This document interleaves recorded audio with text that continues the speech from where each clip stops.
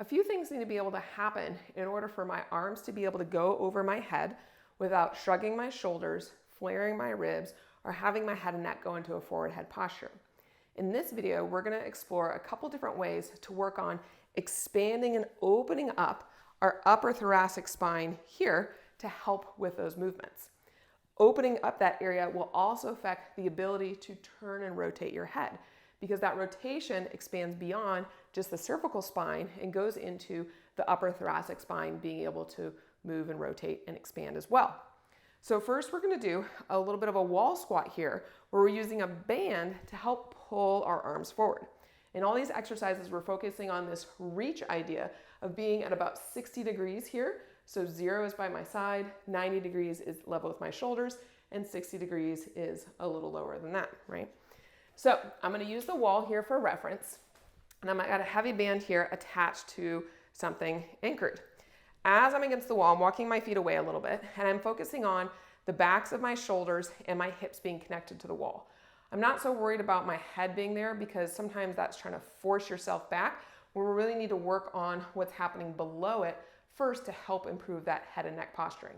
So instead, you're just thinking about being nice and tall here and maintaining the contact of your back, your upper back, and your bum against the wall. So as I'm here, I'm going to grab low, and I've got enough tension here where I can kind of feel that it wants to pull me forwards like this. But we don't want everything to come forward. We want those shoulder blades, the upper tips of those shoulder blades, to slide forward while I keep my ribs back. So as I'm here, I'm keeping my ribs back. I'm keeping that nice and tall. I'm feeling my shoulder blades get pulled forward and the upper tips broadening. I'm going to inhale into my back, into my sides, feeling the upper tips of my shoulder blades expand a little bit more. And then I'm going to exhale, pulling my ribs back to compress everything back against the wall while I kind of let the band pull my arms forward a little bit more, taking me into a new place of stretch. I'm going to hold here again, inhaling into my back and sides and upper tips of shoulder blades. And then exhale all that air out.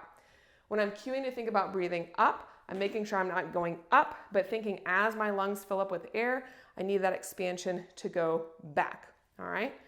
So then the next idea we're going to do is applying that same kind of move and reach, but with a tricep extension. So now we're going to have a band that's overhead. I can be in a staggered stance here. I'm going to focus on those elbows again being at that 60-degree angle. I'm going to protract to feel that broadening of my shoulder blades. I'm going to do a little hinge, thinking about keeping those ribs back so we don't want to be flared forward like this. So you might feel a little bit of bonus ab feedback with the band here wanting to pull you back with it. And then I'm going to straighten my arms and then slowly bend my arms. The whole time I am maintaining this reach and protraction in my shoulder blades while I'm bending and straightening my arms. My ribs stay nice and steady and back. You can experiment with how it feels to inhale with the arms straight and exhale coming back if you need a little bit more support there.